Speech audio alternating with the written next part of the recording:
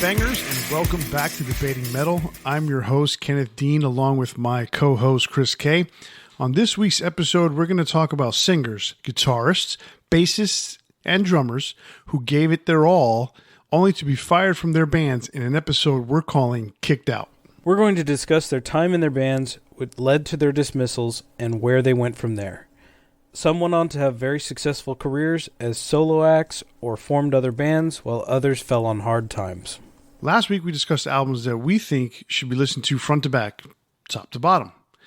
To hear exactly what we had to say, download the episode from your favorite podcast platform and then slide your finger over to the subscribe button, press it, and then you get to hear our latest episode every time it comes out. All right, so before we get started tonight, I do want to mention that we recently had the passing of a heavy metal icon, a legend in this genre of music, and Johnny Z passed away, leaving behind Megaforce Records and a legacy that is beyond compare. The man signed Metallica, Anthrax, Testament, Overkill, Ace Frehley. When no one wanted to touch Ace Frehley, Eddie Trunk went to Johnny Z and said, "You gotta sign Ace." They signed him. He had 2 relatively successful albums for the label. So I mean, this is a guy who really had his finger on the pulse of up and coming metal, specifically thrash at the time. And, you know, without him, you know, who knows where a lot of these people would be right now as far as, you know, bands are concerned. And it's funny to think, like, it was such a small company, but it had the faith behind all these up and coming musicians, and even though they were tiny, they were titans in the industry. There's so much respect. Within an hour, there were hundreds of people posting, musicians, fans, etc., how much they felt his passing. And that says a lot for the man. You know, obviously his wife passed away a few years ago. Hopefully, if there is some kind of afterlife, they are there together. And, it's very sad, but much respect to Johnny and everything he did for the metal community. Absolutely. The man lived a life, and he is now, hopefully, like you said, with his wife, looking down on the metal scene and saying it's still going good. All right, so Kicked Out. We're going to be talking about artists, musicians, different people that have been kicked out by their bands. For one reason or another, whether it's musical differences, personality conflicts, drugs, alcohol, whatever you want to call it. We're going to talk about these guys who got kicked out of their bands, and then discuss a little bit about what they went on to do after that. You have anything to say about who we're going to be talking about, or not necessarily who, but just the bunch of people that we're talking about, the topic? I mean, the gist is that some of these guys were either, minor members, replacement members, etc., that have some kind of influence on the band, or sometimes not, but just their career with them didn't last. So we've got guys that were there from the very beginning, guys that were just came along somewhere along the way, but kind of interesting stories, because I think a lot of people, you get attached to a band when you see, maybe not so much in the modern era as much without having CDs or vinyl, where you would see the images of the band together, and sometimes you'd wonder, like, what happened? Why wasn't this guy along for the whole ride? You love that one album, you love that lineup, the way they sound, everything, and then somebody's not there anymore. So I think it's worth discussing, I really miss Gary Cherone and Van Halen. You would be the pretty much the only one. I really don't. Okay, so our first person that we're going to talk about, I'm going to bring him up. Dave Mustaine. I mean, pretty much everyone knows this story, but I think you can't have a list like this without addressing it. Absolutely. Real quick, Dave Mustaine joined Metallica as their lead guitar player back in 1982, or maybe late 81. I can't remember exactly how it was. No, it was 82. He went on to record their demos with them. And, everyone kind of knows the story where, Johnny Z, basically signed Metallica and said, "Hey, come on out to New Jersey. I'll get you to record your first album, and we'll go from there." And so Metallica goes cross country. They get to New Jersey, and they decide they want to fire Dave Mustaine. So, I mean, we don't want to spend too much time on Dave. We kind of know what happened. He was kind of an angry drunk. The rest of the band were happy drunks. And, he was subsequently fired. Went on to form Megadeth as basically his answer to Metallica. And, for what it's worth, it's a pretty successful career. I mean, you can't complain. I'm pretty sure the guy made some pretty good money. What do you think? Yeah, I mean, obviously there was some bitterness there. He obviously didn't want to leave the band, but he created a project that rivaled them on many levels, and was oftentimes more aggressive. Obviously, sometimes following in their footsteps, and they're intrinsically linked together as a band, or as bands. But yeah, like Dave is a very talented musician. Unfortunately, the substances didn't treat him too well, and he went a very different path than his original band. So I think most people know this story. I don't think they would have ever coexisted in the long term because of the personalities, etc.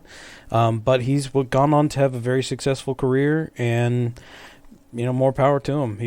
They're going to release another album pretty soon, and I love Dystopia. I thought that was great. That was their most recent release. I hope it's just as good as Dystopia.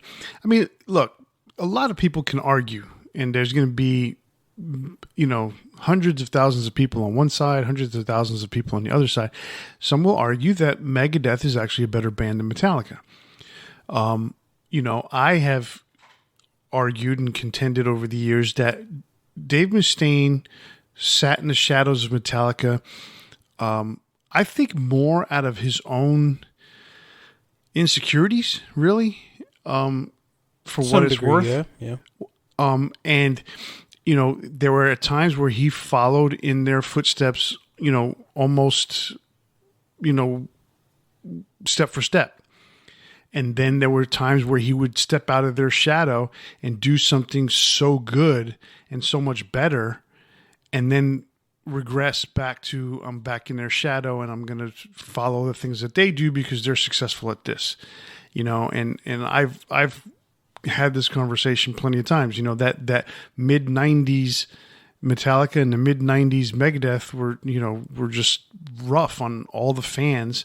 But for whatever reason, more people gravitated to that kind of music for Metallica than they did for Megadeth. And bottom line is, in my opinion, was that Metallica did a better version of being alt rock or alt metal than Dave did.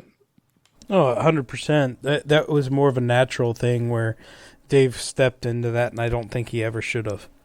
Right. Yeah, I think he saw, and you and I had kind of this discussion about all the thrash bands that came out of the 80s. Just the other day, we had this discussion. All these 80s bands came out, and they said, "Oh, well, this is the style of music now, so we need to do something like this." No, you don't. You didn't. But they did, and I would say most failed in a lot of ways. And for other failures were not necessarily musically, but more behind the scenes, politically and business wise. Yeah. So, but as far as Dave Mustaine's story is concerned, it's good that he was able to emerge out of that hole that he was in back in 1983, 84, 85 to form Megadeth and basically be successful. Absolutely. It's still successful to this day. So, yeah. We saw them last year, right? Yeah. In concert. So that was a great show. Really was. So I'm going to move on with kind of a duo here. I'm going to go with both of the first and second drummer for Guns N' Roses.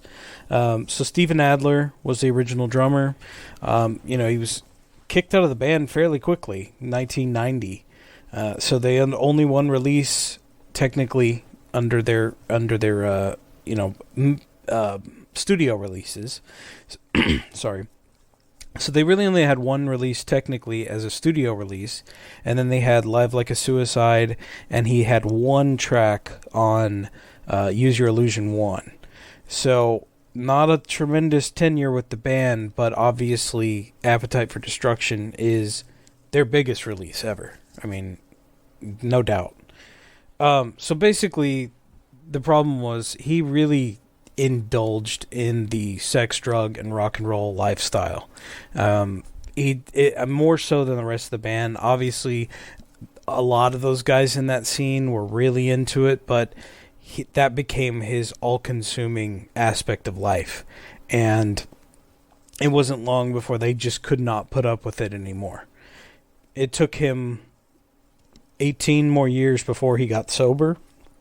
He appeared on some TV shows on VH1, I believe it was, kind of trying to get sober. One of the, those 2000s shows, Celebrity Rehab. Yeah. So, just a kind of a unfortunate path, because it took him such a long time to even get to where he is now, where he's, sober, performing, but his skills are greatly hindered by the damage that's been done on his body. Just a really kind of unfortunate tale. What are your feelings on Steven Adler? Steven, I like Steven. I think he was a talented drummer, or is a talented drummer. Mm-hmm. The funny thing is, a lot of people talk about, his drumming on Appetite for Destruction. Okay, and it's so hard for me, because I analyze albums. I try to dissect them, and so what made Appetite good? Well, what made Appetite really good was, one, the playing was exceptional from all the players. That's obvious. But Mike Klink, the producer, put this album together and basically got these guys to put out these great performances in the studio. Also, I think it was Michael Thompson and Steve Barbiero, who I think are the ones that mixed the album. So the sounds that they were able to get and put it together is what makes that album so classic, because of that, the cowbell sound, the drumming sound, that the snare drum sound that's on that album, just the sound of Slash's Les Pauls, everything combined, it makes it great. So when you listen to a song like Civil War, where the sound is different, then you sit there and say, okay, so what was it about this first album? It was the way it was recorded. It was just the whole experience at the time. Mm-hmm. And the reason I'm bringing all this up is because, a lot of people talk about, Steven Adler made Appetite for Destruction. I mean, if it wasn't for his drumming, it wouldn't be the same. If Matt Sorum had been the drummer, Appetite wouldn't be the same. I would say I disagree with that about 50%, because I think the production team that was behind that album helped make it sound the way it sounds, because most of those guys didn't really know as far as what they wanted to sound like in a studio, because they were new to the studio. They were young kids off the street in LA. So Mike Klink did an amazing job of producing that album. So had Matt Sorum been the drummer, I think they probably would have gotten a similar sound. I don't think the performances would have been the same. And so that's what bodes well for Steven. Yeah, I mean, there's no accounting for, you can't go back and change anything, obviously, right? The band is who they were. The way that things sounded are what they are. It's hard to imagine. You say like, oh, things would have been different if this guy or it would have been in place. Obviously they would, because he's a different player, has a little bit different style, etc. But I think you kind of hit the nail on the head where those guys were all amazing players, but they were truly enhanced by the production and the stylistic choices of the mixing, the way that they were recorded, the placement of the microphones, etc. It's one of those situations where sometimes you just have everything line up, the stars align, I guess, and it just works out so well. So it's hard to judge. I mean, he only had one real release with the band, so it is really hard to judge what his legacy or what his future would have been had he not been so wrapped up in the drug scene. So exactly. Yeah. What I find funny about that whole thing with Steven and the drug scene and getting fired for being on heroin is like, it's like, okay, you get Axl Rose, you get Slash, and then you get this band meeting and it's like, all right, dude, you're fired. And you're fired, because you're on heroin. And then, he's like, well, you're on heroin too. So are you. But it's all in the person's ability to handle it and function. Yeah. So it's just one of those funny things. Yeah. We've mentioned that with other people in the past, and we're probably going to mention it a little bit later here too. But before that, the second drummer for Guns N' Roses, Matt Sorum, he played on Use Your Illusion 1 and 2 and the Spaghetti Incident. And, around the time that the band was falling apart because of their internal struggles, he was the only one that was kicked out, technically. He got into an argument with Axl Rose, really just about where the band was, the state of everything, with, Slash and Izzy and everybody basically leaving, not sure what they were going to be recording, etc. There's so much chaos at that time, and it boiled down to basically Axl Rose said, "Are you going to quit?" And he said, "No, I'm not going to quit." And he said, "Okay, well then you're fired." So, he was the only one in that situation that did not walk away of his own volition. Yeah, I like Matt. I think Matt's an extremely talented drummer.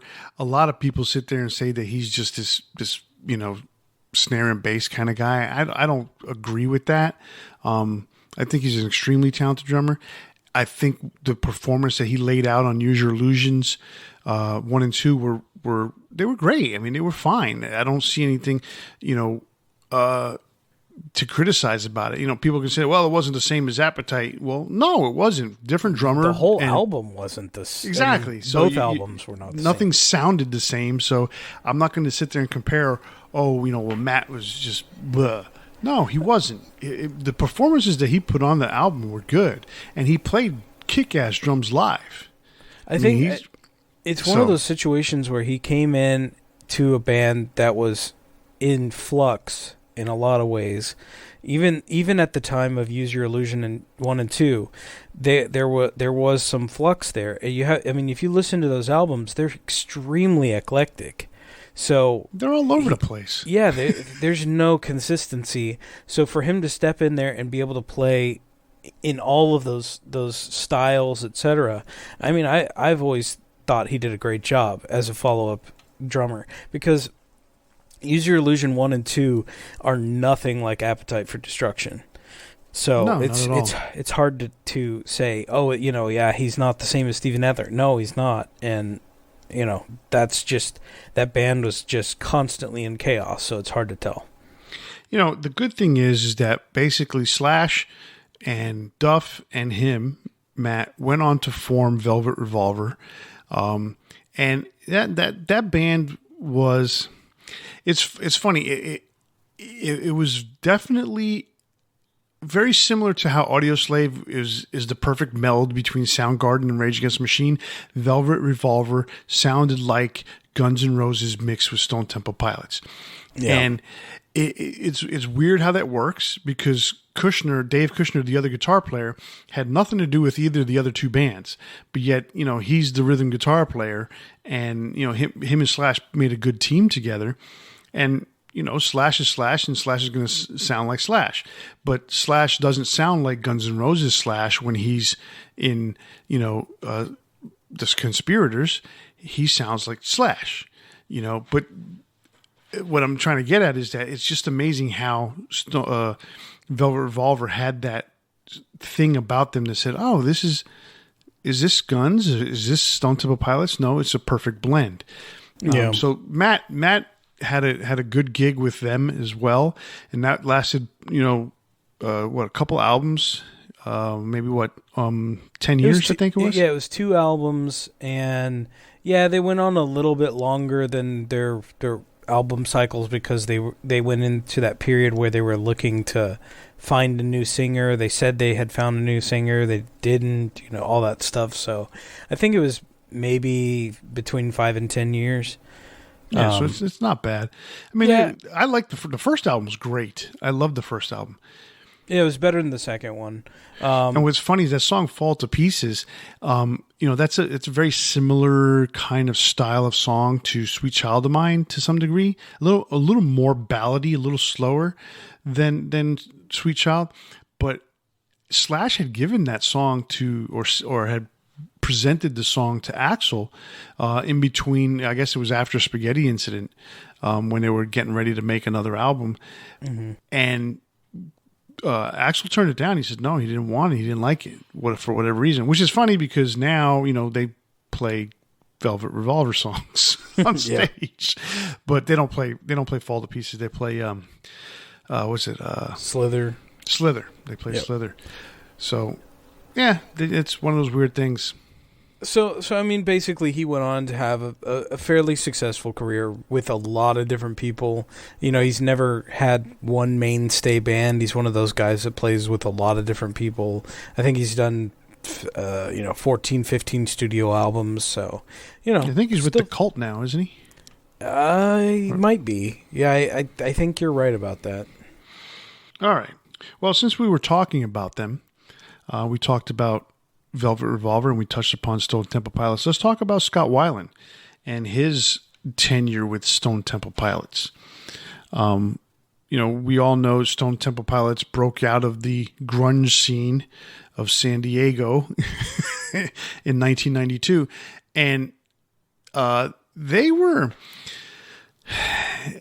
like just as big at the time, I guess. Not just as big. They were right up there almost with Pearl Jam, but Pearl Jam had just for some reason hit another level and took off. But Stone Temple Pilots' first album was amazing. Was it Core, I think it was called, and that album, really put them on the map. And Scott Weiland was obviously a big part of that. They go on to have this long career, and between one thing and another, drugs takes a hold of you, and Scott, with different altercations with members of the band, specifically the DeLeo brothers, was in and out of the band, and he would quit, disappear for a while, come back. Oh, let's do another tour, let's do another album, disappear, make some records with another band, some other musicians, and then finally, just the band had enough, and in 2002, like, you know what, we're done. And they it wasn't really a firing so much as they just fell apart. And then eventually, they got back together, and then he got officially fired in 2013 after 21 years. That's one of those weird cases where he's so synonymous with the band that, I guess maybe modern fans don't even realize that, or I would say old fans that don't know of the modern era maybe don't even realize that they're still playing with Jeff Gutt as their singer. I mean, it's just one of those things where, for the longest time I didn't realize that, I knew about their, his break from the band, him joining Velvet Revolver, all that kind of stuff. But I guess because I wasn't a huge fan of Stone Temple Pilots in general, I was a little shocked to know about some of their history later. I never realized that Chester Bennington joined the band, and that there's that whole connection between him and Scott Weiland, and then their suicides, etc. Or I say suicides, accidental overdose, but you know what I mean. Mm-hmm. So there's some connections there, but that to me was a weird one. Some members of certain bands, you'd think that's their band. It seems weird when they would get fired. Oh yeah, I mean there's a major one we're going to talk about later, but yeah. Right. Yeah, getting fired from your own band is just kind of weird, when you start it. But in some cases, like Scott's cases, it was just one of those things where Robert and Dean DeLeo just kind of got tired of it. But it was weird because they got tired of it, but they had before Jeff Gutt, before Chester Bennington, they had another singer that was in their band. I don't remember his name. And they tried to play with him, and it did not work out. And it didn't work out because they just didn't click on that level. And like the song, I remember specifically the song Hickory Dichotomy. When I think it was Robert DeLeo or Dean, I can't remember which one, presented it to the singer, whoever it was, he didn't understand what it meant. He didn't understand the whole quote unquote dichotomy of the song. And it was just like, I don't get this. And so they basically fired him before he even became a member. It was just like, no, this is not going to work out. Musical differences. And they brought Scott back in, and they started playing that song, and it was just like, boom, Scott understood it. That was their connection. That was the connection between the DeLeo brothers, Eric Kretz, and Scott Weiland. Those four guys had a chemistry that only those four guys can have. So it took a lot, when Chester Bennington, for them to blend together, and then now Jeff Gutt. And Jeff Gutt fills the role perfectly. I don't want to call it a role. Fills the position perfectly. He gets them. So it is one of those weird things. When your band chemistry is that way, the way you feel like, how can you fire someone? It's because it just gets to a point where it's like, no, we can't deal with this anymore. Yeah, absolutely. I always thought it was interesting that they had a self-titled album in 2010 and then another self-titled album in 2018 when they had Jeff Gutt as the singer. I just thought that was interesting. You know what? It's funny. If I was in a band, I would just name the album the same shit every time just to annoy people. Like Led Zeppelin, they put out the fourth album, and what's the name of the album? There is no name. Well, it's Led Zeppelin 4. No, it's not Led Zeppelin 4. Well, it's the Symbols. No, it's not the Symbols. There is no title. It's Untitled. No, it's not Untitled. There's no title. It's like, what? Trolling. The troll at the top of the mountain. All right. So anyway, so that's Scott Weiland. I mean, it's, Scott Weiland passed away in 2015 due to drug and alcohol abuse. And as much as they can sit there and say, no, it didn't, the autopsy came back, he had drugs in his system. It is what it is. No one's going to think less of him, because basically that's what happens to rock stars, Yeah, it's unfortunate. Yeah. So who's the next band you want to talk about? Why don't we mention this kind of early, I guess, because it is kind of a sore subject to a degree. Michael Anthony with Van Halen. This one I really did not like. I mean, this upset me. And obviously Wolfgang is a great player. I love the idea that he got to play with his dad, build that connection, actually get to tour with his dad, which is really cool. So it's no slight towards Wolfgang whatsoever. I just hate the way that Michael Anthony was kicked from that band. Finding out online that he was no longer in the band, whatever was going on between him and Eddie, where Eddie wasn't satisfied with his playing, etc. Did a lot of the bass work on the last couple albums he appeared on, Van Halen 3 and The Best of Both Worlds. So, it's one of those things that it sucks because Michael Anthony was such a huge factor of that band. His voice, his background vocals really made a large percentage of what Van Halen sounded like in both major eras of the band. And, it just, I don't know. It's just one of those things where for so long they were presented as the best of buds, and that was just the image that they gave. So when, you see kind of behind the curtain, it hurt in a way.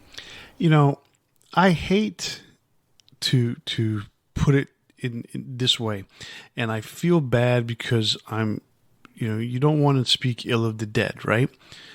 But the bottom line is, drugs is a motherfucker. And I personally cannot attest to what effects drugs have on a person. I cannot. I've never done drugs in my life. Okay?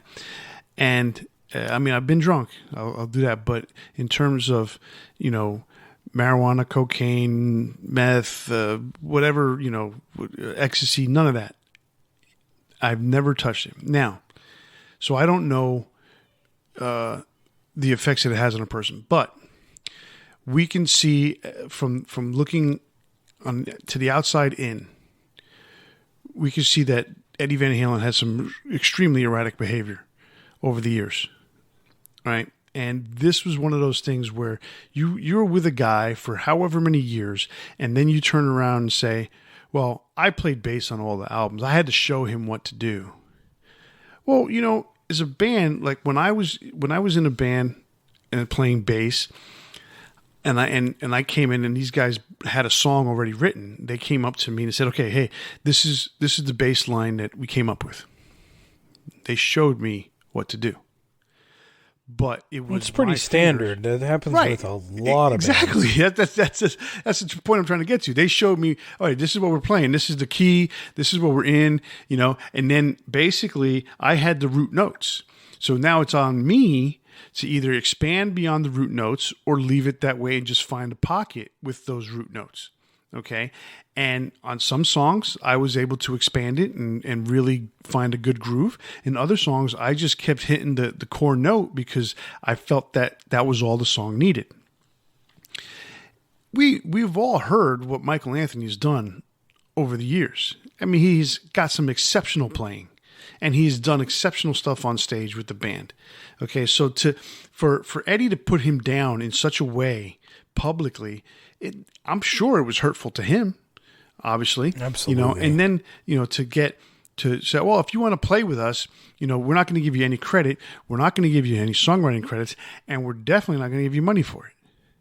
And then on top of that, what? Why don't you go ahead and sell me your rights to the songs because you don't deserve them, type of thing. I mean, whatever the comments were, and whatever the decisions were made to basically strip Michael of his Van Halen rights was just dastardly, really. Yeah, I agree. It's messed up. I mean, that's his legacy. I mean, nothing's going to take away from you. They're not taking away the tracks like they try to do with Randy Rhoads or with Lee Kerslake and Bob Daisley on the first two Ozzy albums. But so we're always going to hear Michael's playing. And that's a good thing. But to sit there and downplay his contributions was just shitty.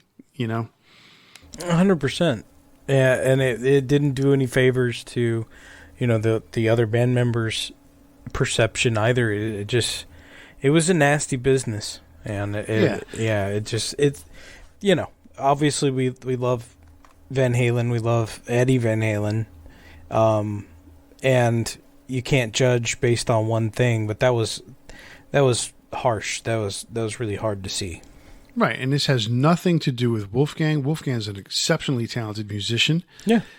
And I just read the other day he got nominated for a Grammy. That's incredible. Congrats to him. Yeah. So good on him. And he had nothing to do with the whole fight between Michael and Eddie and the Van Halen band. So, this has nothing to do with Wolfie. But again, I thought it was very cool that he got the chance to go on tour and play with his dad. I mean, that's pretty amazing. So right, and Valerie Bertinelli, who's Eddie's ex-wife, she said if it wasn't for that, Eddie wanting to play with Wolfie, there would not have been a Van Halen reunion. So let's put it at that. Okay, she said, look, either Eddie plays with Wolfie or he doesn't play with anybody at this point. And that was it. And they got Dave back. Van Halen was reborn. They put out, one studio album, one live album. And then, Eddie's health went south from there. So yeah, we got one last hurrah. We'll put it that way. Absolutely. All right. So, Michael Anthony, that was a tough one. All right. Let's pick on somebody else here. What are we going to talk about? All right, I'm going to talk about someone that you're probably not as familiar with as I am. And then you can talk about someone that I'm not as familiar with as much as you are. I'm going to talk about Dave Abrazees from Pearl Jam. We don't talk about Pearl Jam much on this show because they're not really metal, even though we do talk about hard rock, but we don't talk much Pearl Jam, that alternative side of hard rock and metal. But Dave Abrazees was fired from Pearl Jam 4 months before the release of the Vitalogy album in 1994, I think it was. And I got to say, it was a shock to me. But at the same time, when I found out what the reasons were, then it kind of made sense almost to some weird degree. So for people who don't know, Pearl Jam had a drummer named Dave Cruzen who basically stepped aside from the band, decided he did not want to tour, did not want to have the rock and roll lifestyle, and he left the band before the release of their first album, 10. Dave Abrazees, who's actually in all the videos. Oh, no, he's not in the first video. He's not in the live. He's in Even Flow and Jeremy. He's the drummer that people know, but he wasn't the one on the first album. But Dave Abrazees played on Versus, and he played on Vitalogy. And before the release of Vitalogy, Pearl Jam got into a war with Ticketmaster. And they refused to play concerts at any venue that Ticketmaster had controlling interest in, if you want to put it that way. And so they basically had to try and put together a tour doing shows at literally what I would consider second-rate venues. That Ticketmaster had nothing to do with, had no contract with whatsoever. And to go across the country, to try and go across major cities and put a tour together like that is extremely difficult if you're not, and nowadays, if you're not on Live Nation's good side or any of those places, it's really hard to do. It's either a really small place or no place at all. So when that war happened, Dave Abrazees told the band, he said, guys, why don't we just play? Let's just go out there and play. And the other four guys had put down their foots and said, the other four guys put down their feet and said, no, we're not playing if it's got anything to do with Ticketmaster. And that was one of the personality conflicts. There were some other ones that they claimed that Dave was a rock star or leading the rock star lifestyle, where they were a little more serious, the other four guys. So basically, they just said, you know what, you're out. And out he went. Then they got Jack Irons, the original drummer for Red Hot Chili Peppers, for a long time. And then they got Matt Cameron, who was the drummer for Soundgarden. And Matt Cameron is also the drummer in Temple of the Dog, which is basically Pearl Jam now. Yeah, I'm not super familiar with Pearl Jam. They were one of those bands that I remember, kind of early Saturday Night Live. I remember seeing them and thinking, that was a great performance on Saturday Night Live. It was. I thought that was pretty good. And then I don't know, I just never really clicked with Eddie Vedder's singing style. But some of those early, like the stuff off of 10, I think it was Vitology was the other one that I know a little bit from, but like, they just weren't a huge aspect in my musical library. So it's hard for me to really comment on too much. But yeah, I understand that. Like that's one of those things where if you're not on board with the sentiment, it's not going to go well for you. Yeah, I mean, inner band politics when you get to be that big can be real frustrating for the people involved. I mean, for people out there who don't know this, bands, once they form and they release an album, they have to be a corporation.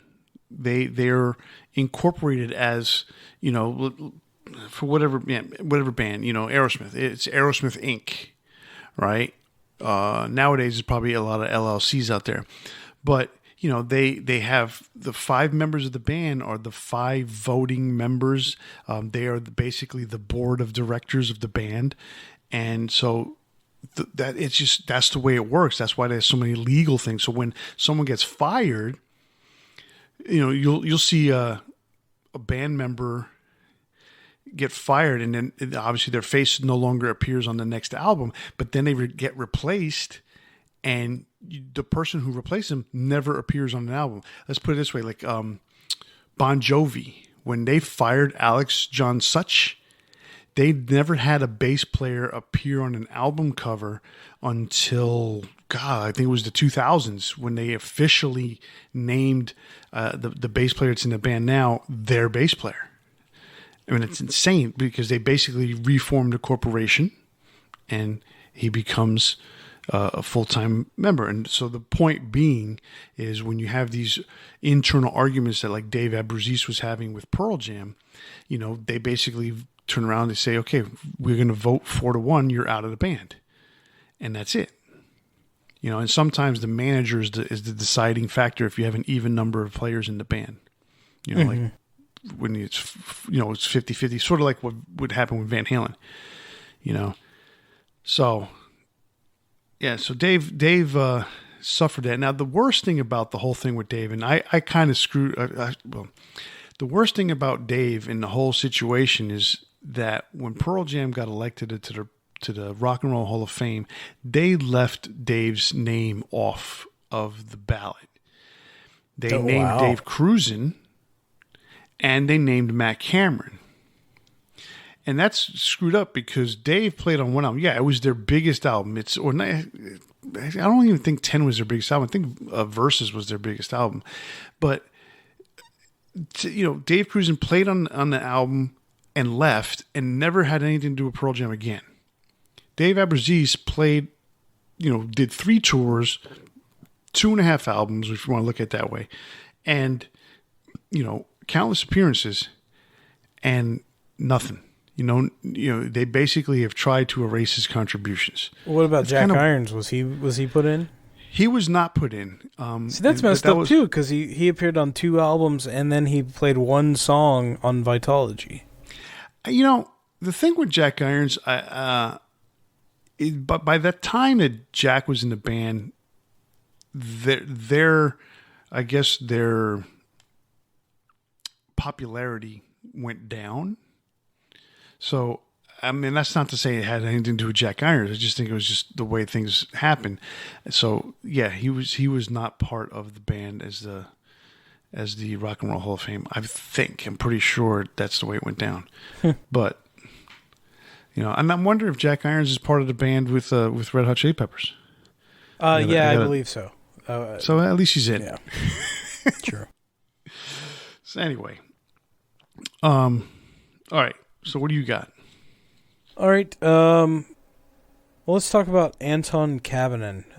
He is the original leader, band leader, and the guy who formed Battle Beast.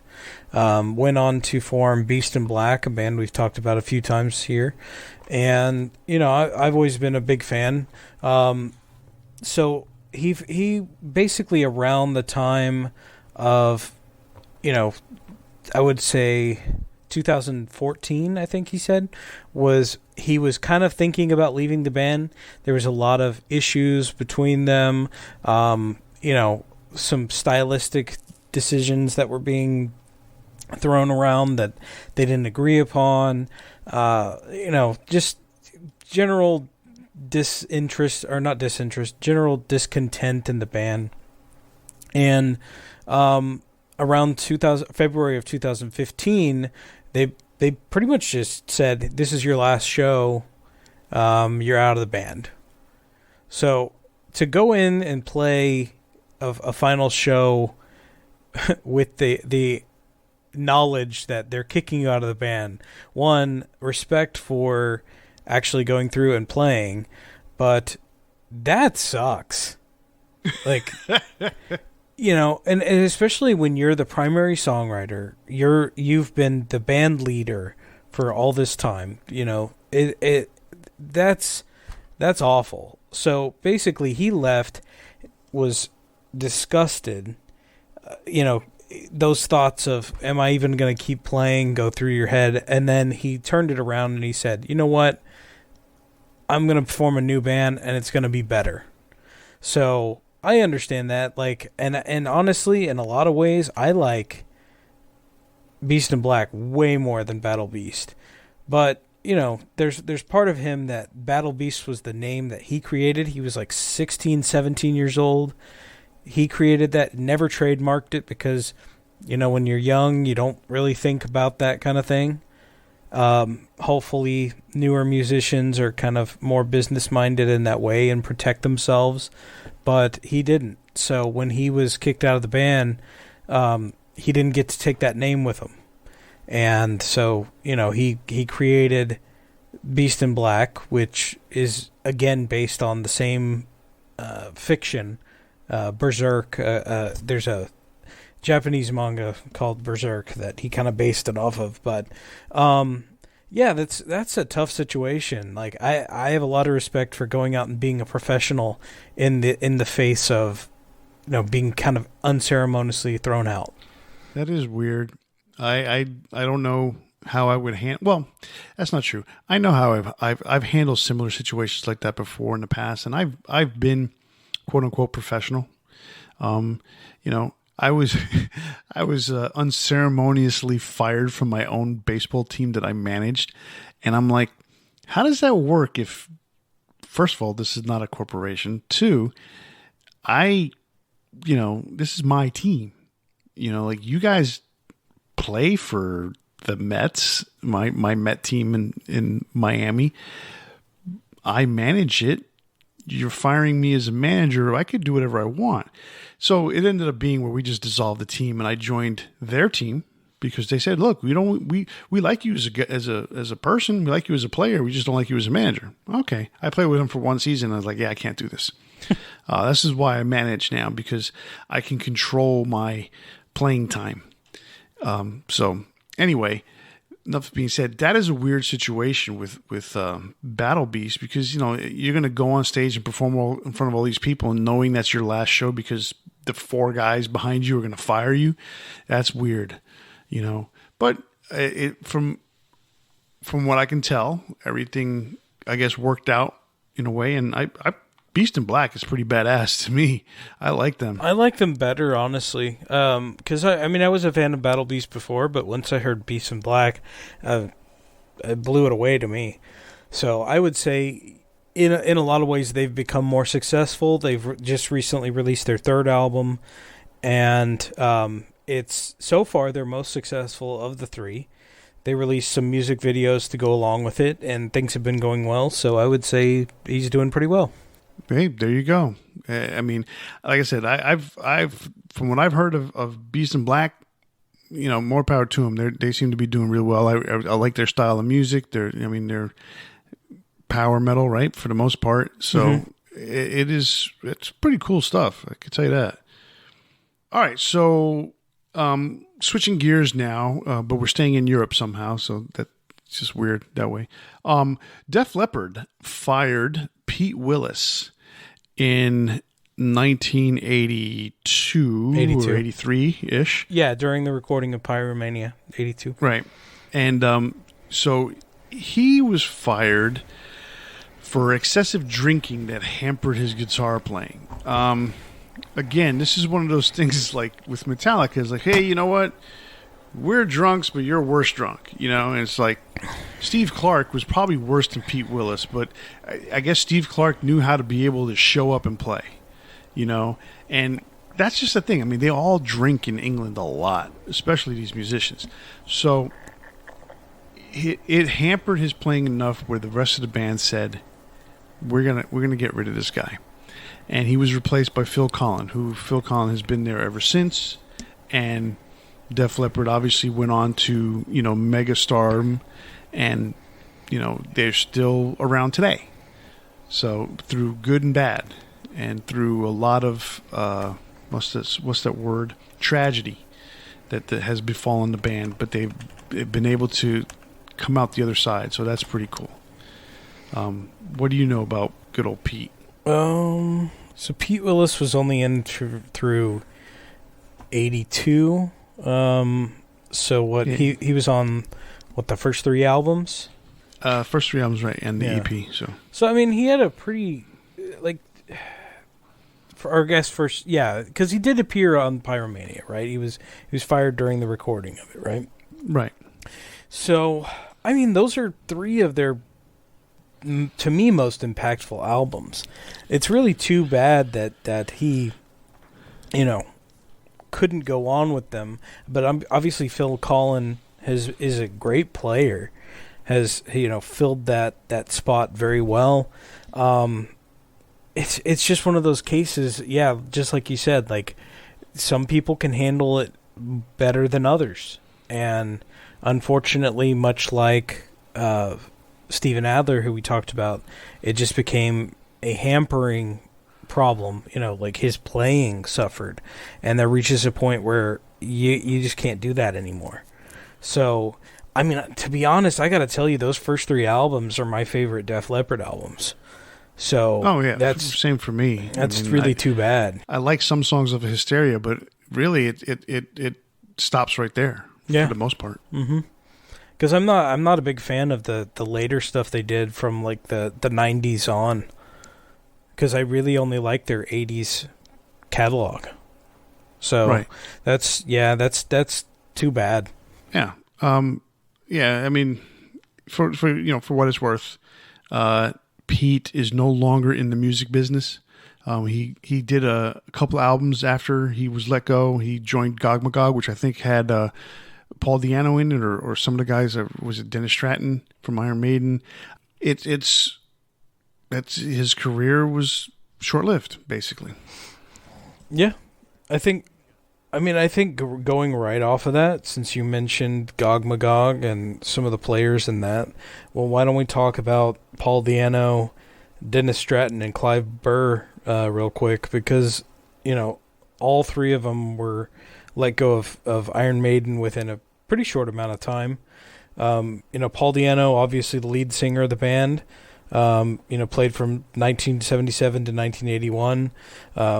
First 2 albums, which there's a lot of fans that that's their only 2 albums they enjoy from Iron Maiden. For me, for both of us, we love Bruce, so I love those first 2 albums, and I wouldn't want to hear them any other way than the way they were done with Paul Deanno. I mean, I would love to hear Bruce record some of those songs again, but Paul Deanno's voice on those albums is just perfect for the time. But it got to the end of his time in the band, and his cocaine and amphetamine abuse, along with heavy drinking, really led to his departure. They had to cancel a bunch of gigs. He was unable to perform a lot of times, and that was it. Like they needed to find a new singer. So that's a case of, unfortunately, his career ended with Iron Maiden at that point, but he went on to, form Deanno for, I guess it was like 3 or 4 years, played in Gog Magog with some, he played with Clive Burr, he played with Neil Murray, Pete Willis, who we just mentioned, and Yannick Gers. So, some other Iron Maiden guys, really. And he's done several other projects. He did, the original Iron Man, I think is what it was called, with Dennis Stratton. He's played in Praying Mantis was one of his bands. He did Killers. He's been pretty active up until just recently when his health problems kind of took him out of the music business. What is exactly wrong with him now? He has some kind of it's not diabetes, but he has some issues with his legs, and actually I just saw a video recently of him getting massage therapy on his legs so he can, get them to have better circulation. I can't remember what the disease is that he has or the condition that he has, but it's rough on him right now. Yeah, it's really too bad. But he did stay very active for a long time. Never really kind of hit that same stride as a band as big as Iron Maiden. But at least he got to kind of live a music life from then on. Clive Burr, we just mentioned. I think his contributions in the band are some of my favorite, to be honest, as far as drums go. Number of the Beast, I think we both list as really our favorite Iron Maiden album. There are times where I feel like, I love Somewhere in Time, but it's hard because I just keep going back to Number of the Beast, and I think everybody knows why. That's a front to back album if there ever was one. But he did the first two albums. He did Number of the Beast, and then he was let go. They said like he had some drinking problems, and if that's really truly the case, or if it was just that he didn't quite fit in or what, but they said he had a lot of problems, that he wasn't being able to keep up with the pace, etc. And that's their take on it. But there's always kind of been that is that true or not kind of feeling about it. He went on to play with Trust, Stratus, Gog Magog, Elixir, Desperado, and Praying Mantis. Not really a huge career after Iron Maiden, which is too bad because he was a fantastic drummer. And then he ended up getting sick.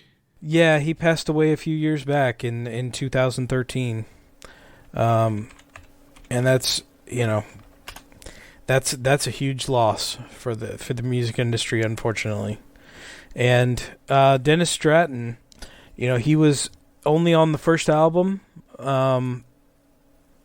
He was a guy that he had a very good contribution to the first album with his playing, but very much clashed with Steve Harris. And you don't want to clash with Steve Harris if you want to stay in Iron Maiden. So that was kind of the thing, was that he had a different take on where he thought the band should go. And, at least, all I can say is at least he brought in Clive Burr. So he does have that contribution as well, but not much there other than he really clashed. He had some stylistic differences. I think you have a comment you want to say about that one. But what do you think? What are your feelings on these three guys? Well, it's funny that the three guys that we're talking about were all on the first album. Mm-hmm. And so that tells you something. They all did Iron Maiden's first album. Clive Burr is an exceptional drummer. Between one thing and another, Steve Harris has this incredible driving force that really is what propelled Iron Maiden to the heights that they're at. And then coupled that with Rod Smallwood in management, I mean, if you were not able to stay on the train, you were kicked off. That's just the bottom line. Dennis Stratton had conflicts with Steve. He had a certain way he thought the band should go, but this was Steve's band. You were not going to deter Steve. So Dennis was let go. With Paul knew his limitations, and Iron Maiden or Steve knew his limitations, and they got to a point where it's either if we want to go past this point, we need to get a new singer. And that's what they did. And they got Bruce Dickinson, and they obviously went way past the point that they were talking about. I don't think that was the same case with Clive. I think what happened with Clive was more he couldn't take the pressure of the constant touring of all sorts of things that were going on. And then his personal life with his father getting ill, he had to take care of his father, and so he missed gigs here and there. And that was the thing. The guy who basically stepped in during his missed gigs was Nico McBrain. So, and Nico was basically on retainer. If Clive can't make it, we need you to show up. And that's what happened. And then eventually it just came down to, what? We can rely on Nico more than we can rely on Clive. And that's just where it came down to. Part of the perception was that it was an alcohol-related, deficiency in his playing that led him to get fired. He denies that. It is what it is. It's unfortunate.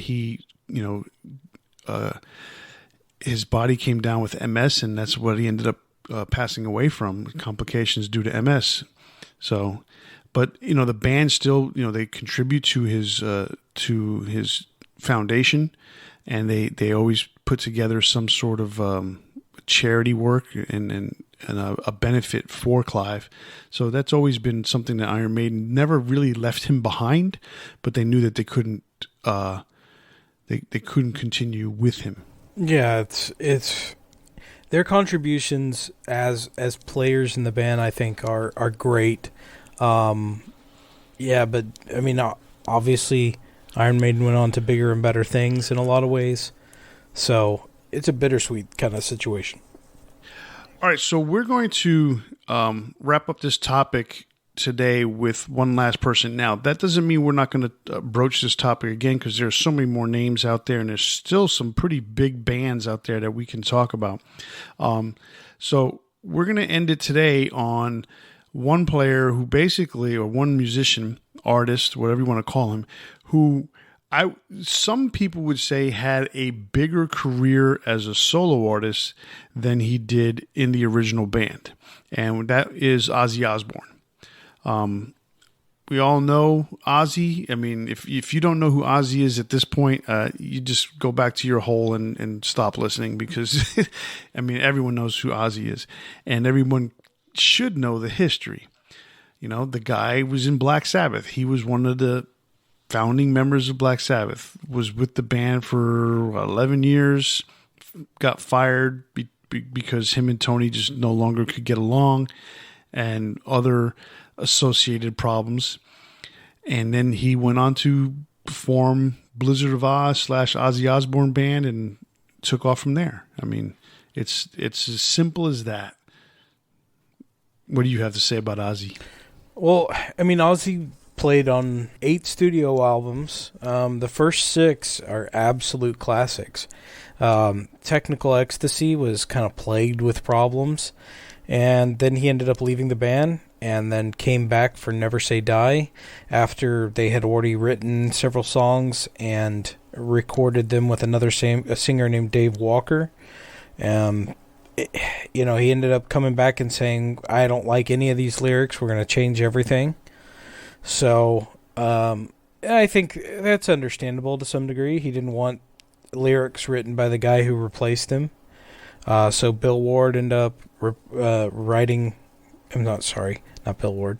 So Geezer Butler ended up writing new lyrics for the album. And I would say there's 1 or 2 good songs on that album. But certainly those last 2 were not anywhere close to the classics that the first 6 were. So too many problems with drugs and alcohol, uncontrollable behavior, just really spiraling out of control at that point in his life. And Black Sabbath had always been known for doing crazy stunts, within their band, and they set Bill Ward on fire at one point just for a gag, things like that. So, like, for him to be that far out of control, and them to feel like they couldn't keep going with him, that says a lot. So, yeah, he ended up getting fired, went on to do Blizzard of Oz, Black Sabbath hired Ronnie James Dio, went on to do Heaven and Hell, and they both ended up, being pretty successful after their split at that time. But it is crazy to think that Ozzy was fired from, one of the bands, mentioning, kind of going back to that Scott Weiland, like we talked about, or even Dave Mustaine, guys that went on to have kind of bigger careers in a way. Everybody knows Black Sabbath now, but I think Ozzy, at the height of his career with, Blizzard of Oz and Diary of a Madman, in a way he was bigger than Black Sabbath. Oh, I absolutely think so. I mean, Ozfest. There's not Black Sabbath Fest. Black Sabbath played Ozfest, so that tells you right there. No, Ozzy was definitely bigger than Black Sabbath. Now, was it immediate? No, but when you think about it, I mean, when Heaven and Hell came out with Ronnie James Dio, Black Sabbath came out with that album first because they wanted to get the jump on Ozzy. But once Blizzard of Oz came out and Crazy Train took off, and then the Diary of a Madman came out. I mean, those two albums are classics. Yes, Heaven and Hell is a classic, and yes, Mob Rules is a classic, but they're nowhere near as classic as the first two Ozzy albums. And then from there, Ozzy has Bark at the Moon. He has Ultimate Sin. That's a huge album for Ozzy. Ultimate Sin was enormous MTV album. And again, we're strictly talking on statistics and how many people listen to these albums, etc. The sales, etc. From there. Well, but if you even think about the 80s, in that mid 80s time, what happened to Sabbath? Sabbath, Ronnie James Dio quits. Then Ian Gillan joins and he ends up leaving, and then Tony, basically it's Tony by himself by the time the mid 80s come around. So Black Sabbath was relatively non-existent. Even they were there, but they were nowhere near anything that they were before. And Ozzy's out there having the time of his life, headlining shows, making stars out of Anthrax, making stars out of Motley Crue, making stars out of Metallica. I mean, it was one thing after another. Ozzy was enormously bigger than Black Sabbath.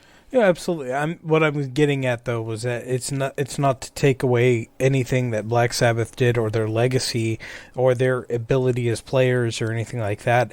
It just simply is what it is. Ozzy went out and he became a bigger act than Black Sabbath at that time. And people, I think, in hindsight, think of Black Sabbath in a big way of who they are, their contributions to metal, being those forefathers of metal, and we see that now. But if you think of it in the context of the time period, Ozzy was bigger than Black Sabbath at that time for sure. Yeah, I mean, I like Black Sabbath, but Black Sabbath to me. It's so hard to even, you listen to the old Black Sabbath and you hear the Ozzy Black Sabbath, then you hear the Dio Black Sabbath. They're two different bands, and they acknowledge that, and it's two different styles really, because the classic Black Sabbath with Ozzy, even though they started heavy metal per se, they were not really a heavy metal band. Ronnie James they were Dio, the forebears. That's why I always say it that way, because they really weren't a heavy metal band. Right, and the Ronnie James Dio Black Sabbath was a heavy metal band, and the Ian Gillan Black Sabbath was a heavy metal band. So it goes to show the different styles of each of the eras of Black Sabbath. So, all right, well. Like we said, we have more names to talk about, and we'll talk about it another time, another episode. But I think we had a good conversation with a bunch of good people that we were talking about, and the unfortunate circumstances that led to their departures from their original bands. With that said, today's big four is classic lineup reunions. And I think that's going to be a pretty interesting list, because classic lineup reunions, we've got some what do we call that? We're stretching the boundaries on these lineups. So I'll go ahead and go first on this one. I want to hear what you have to say. Okay. So yeah, like when we talked about this before, we kind of prefaced that, some of these were not exactly the original, like, classic lineup. There may be one member that didn't return, etc. But basically that classic lineup. So for me, number 4, I picked Heaven and Hell. Technically, it's kind of a stretch because they were under the moniker Heaven and Hell, but this was the Ronnie James Dio Black Sabbath lineup. And so one thing that I loved about it was, they had gone all this time with, there was this animosity between Dio and Ozzy, where, when they were asked to play Ozfest and they agreed, Dio left the band. There was several instances of them just not getting along, and always kind of in a respectful way, I guess, but at the same time, just not wanting, the egos, they clash. They don't want to be part of each other's world. So when Heaven and Hell formed, and gave that opportunity for that classic lineup of Black Sabbath, obviously the second classic lineup, because I would say there's 2 classic lineups of Black Sabbath. Would you agree? Yeah, because they're 2 different bands in a large way. Yeah, like I said, there's heavy metal, and then there's the classic, the original blues, blues, the original lineup. So yes, there are 2 different eras. Well, there's like 7 different eras of Black Sabbath. But there's like 45. This is the second classic era. So yeah, I'm good with that. Yeah, it's an oddity in this kind of discussion because, obviously the classic, the original lineup of Black Sabbath is, the Ozzy version, but then the Dio version really is too, because to a lot of fans that was the lineup that they grew up with too. So it's an odd one, but I think it stands. In Heaven and Hell, they released 1 album before, unfortunately, Ronnie James Dio ended up passing from cancer. But it was a really nice reunion. It was very cool to see. They did 1 release as Black Sabbath as well. So, at least there's 2. And then obviously the 3 albums that they released along with their live album, which is questionable at best. But regardless, it's a really fun reunion, and I'm glad it happened before Dio passed away. My number 3 is Van Halen, which is the 1996 Dlr Reunion. And the reason I say this is it's not my favorite, and but it was huge. It was impactful because nobody expected it to happen. You're talking about the Me Wise Magic Van Halen? Yes. So they kind of wrapped things up with Sammy Hagar, in a nasty way, I guess. And then they were working on recruiting a new singer, and then was it the VH1 Music Awards or MTV Music Awards? Yeah, I think that's what it was. Yeah, David Lee Roth comes out and just shocks the world that he was back in Van Halen. Not technically, because they didn't tell him that wasn't a permanent gig. They even recorded a song with him. But actually, was it 2 songs? It was Me Wise Magic, and there was I believe there was 2 songs. Can't Get This Stuff No More, I think it was the other song. Something like that, yeah. 2 pretty good songs. And then, they ended up hiring Gary Cherone. But it was huge at the time. And so in that regard, I'm not saying it's like the best thing that ever happened. It was massive. You go back and watch those videos and watch the reaction to David Lee Roth coming out, and it sucks that it didn't end up being a real reunion. So, anyway, they ended up reforming with him later on, as we mentioned, with Wolfie on bass. So there was a second reunion, but I just thought that first time was, I mean, going back and watching it, and I remember seeing it when I was a kid. I was about 10 years old, and to me it was shocking because I had grown up with Sammy as the lead singer. And then I went back, and that was the other reason why I picked this, was because I ended up picking up their back catalog with David Lee Roth on vocals because of seeing that. Oh, wow. Okay, that's cool. So my number 2 is Judas Priest with Rob Halford returning on vocals. There was a long gap between Painkiller and his return on Angel of Retribution. There's a really nice story that he tells in his autobiography about that time in between and why he quit the band, how he was feeling, kind of the unfortunate circumstances of not being able to communicate, personal matters of his life and trying to find himself and figure things out. And, it's pretty awesome how he came back into the band, and they've really found a second life since that point. Angel of Retribution, to me, on a personal level, I feel like was the perfect follow-up to Painkiller. Obviously, there's albums in between with Ripper Owens, and I'm a fan of those where there's a lot of people that aren't. But what I love is that, he leaves in 1990, comes back in, 2001 with he came out before that, but the release of the Angel of Retribution was, I believe, 2001. I could be wrong. No, you're right. So he, they follow it up with the album that sounds like it logically follows Painkiller.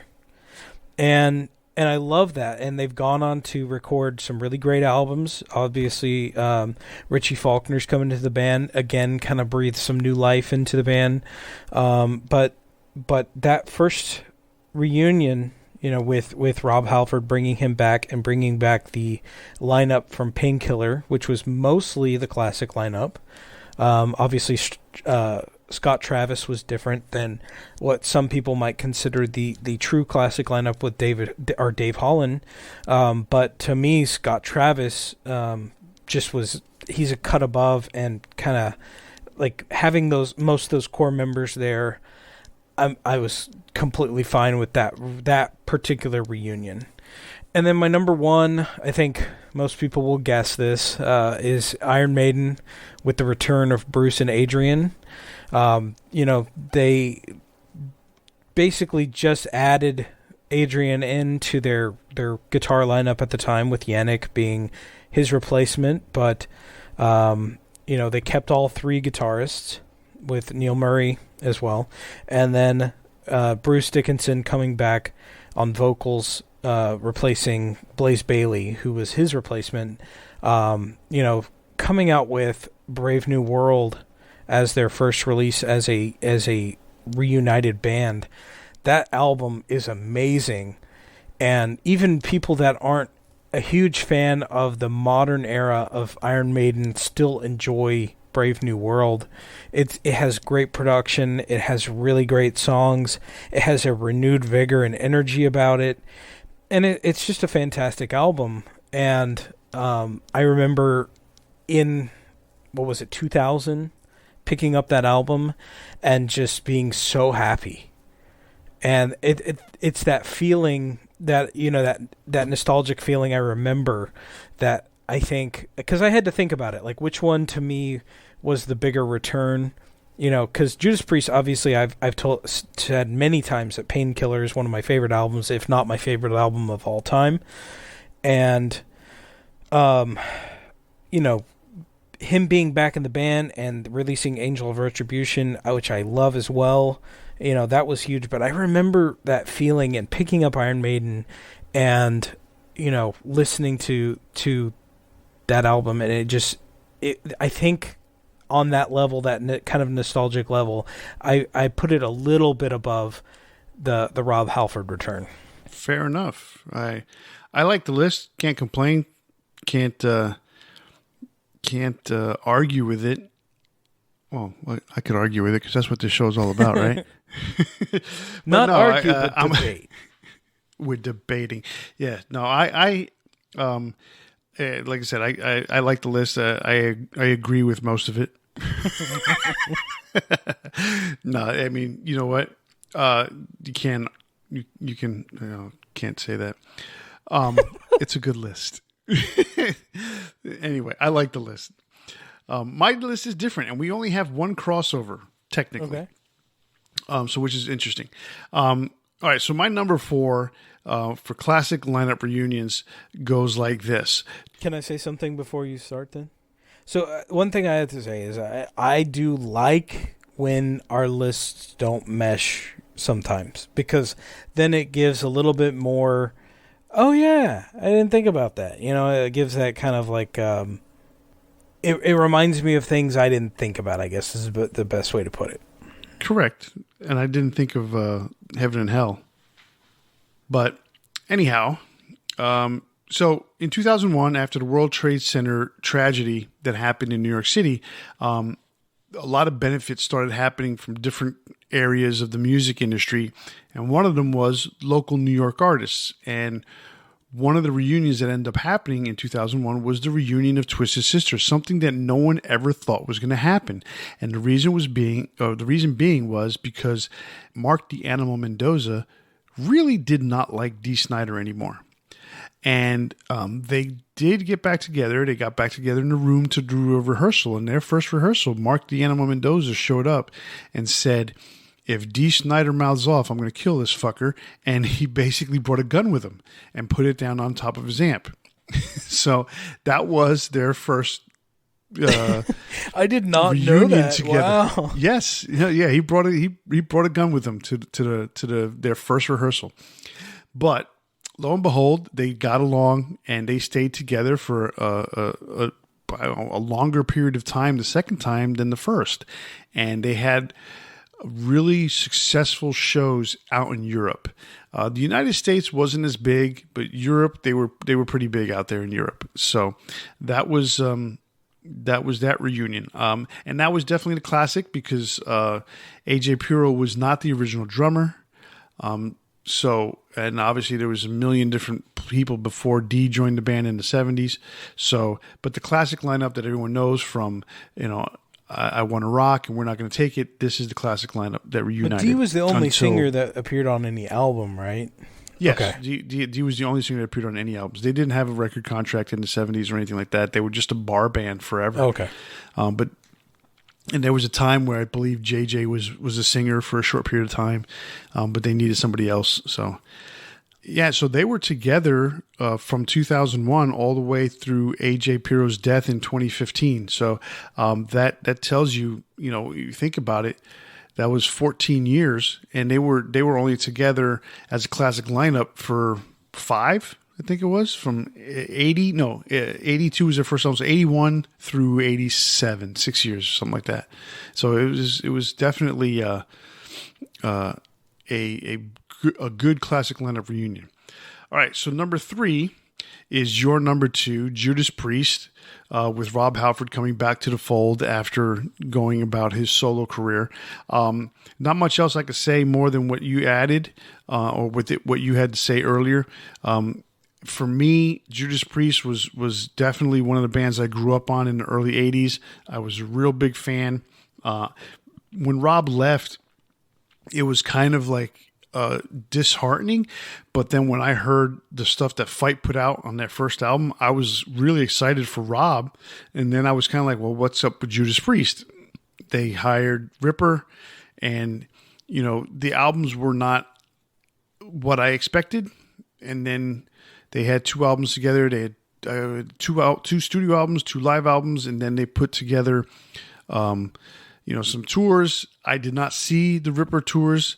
And then in 2001, Rob came back. So that reunion, Angel of Retribution, I don't think I got to see Priest again until 2005. So it was about 4 or 5 years later. So it was right after, it was not an Ozfest. It was a solo show, but I don't think they had come out with Nostradamus just yet. It was just one of those tours they were doing to tour. So they did Angel of Retribution. They were basically extending that tour out. Anyhow, so that's my number 3. So my number 2 is the original Black Sabbath reunion that happened in 1997. And that was a case of the fans finally getting what they wanted after all these years. You know, Ozzy's retirement tour in 92 led to Sabbath technically opening for Ozzy, and that's when Ronnie James Dio quit and Rob Halford went ahead and sang that show. I believe it was in Mesa, Arizona, if I'm not mistaken. And then from 1992, because I believe Ozzy went and did a song or two with Sabbath that night. They did not play together again until 1997, when Ozzy reached out to Tony to see if he wanted to do a couple of songs with Ozzy's band during Ozfest, which then said, well, no, let's do a Black Sabbath set. And that led to them calling Geezer, and they kept Mike Borden on at drums. And then later on that year, Bill Ward rejoined the fold, and the full-blown reunion happened for Black Sabbath. So I'm happy I got to see that reunion, I believe, in 1999. So that was something that was really cool. And at least I got to see that. So, and then we talked about Black Sabbath and Ozzy and all that a little while ago. All right, so my number 1 reunion of a classic lineup goes to my number 2 all-time favorite band, Kiss. When Peter Criss and Ace Frehley rejoined the band in 1996 at the Grammy Awards, and it was introduced by Tupac, of all people. As they reunited, they then toured. It was the biggest tour of 1996 and 97, and then they came out with an album, and everything went sideways from there. We all know the story about Psycho Circus, Peter Criss going in and out of the band, Ace Frehley going in and out of the band. But 1996 was a year to remember for Kiss fans in 1997. I mean, it was just amazing if you were a Kiss fan getting an opportunity to see the original band. They for the most part, they still had it. You know, they weren't obviously as old as they are now. Paul Stanley still had it vocally, so it was really exceptional to see Kiss back in 1996. So that's my big 4 classic lineup reunions. Yeah, it's a good list. I'm a little surprised in a way, but then it makes sense as you say it, because I mean, obviously you're a big Kiss fan. That would have been a huge moment, and it really didn't fall apart until later. So yeah, that's a pretty good list. Yeah, I mean, I agree with the Iron Maiden, and I think I just wanted to go in a different direction because that was a big reunion for them as well. But when you think about the impact, specifically more for the New York City area, and I was from New York, even though at that time I wasn't living there. You know, Twisted Sister reuniting. I mean, for whatever reason, Twisted Sister has always been a band that has kind of just been like secretly, you know, it's one of those like almost like a comfort food type of thing. You know, it's one of those bands and artists that you sit there and say, yeah, I listen to them, but you don't really want to admit it. You know, so that's what Twisted Sister is for me. And then obviously you said Judas Priest, but Black Sabbath was big because I was like, you know, to see the original Black Sabbath as a heavy metal band, because when they came out, they played those songs powerfully. Yeah, it was definitely something that was impactful, and of course Kiss, you know. So yeah, and it's all about how we perceive it. So exactly. Well, that's our big 4 classic lineup reunions, and that's our show for tonight. And as a reminder, once more, if you like what you heard tonight and you want to hear some more, check us out wherever you listen to your podcast. Click subscribe, and boom, there we are. That's right, and don't forget to leave us a comment on Facebook, Instagram, or Twitter. If you catch us on YouTube, be sure to leave us a comment, or if you just want to send us an email, send it to debatingmetal@gmail.com. If you use Spotify, be sure to check out our playlist from all our greatest hits episodes. And remember to tune in to the next episode where we spark up another exciting metal debate. On behalf of Kenneth and myself, stay safe, and remember, always turn it up to 11. See ya.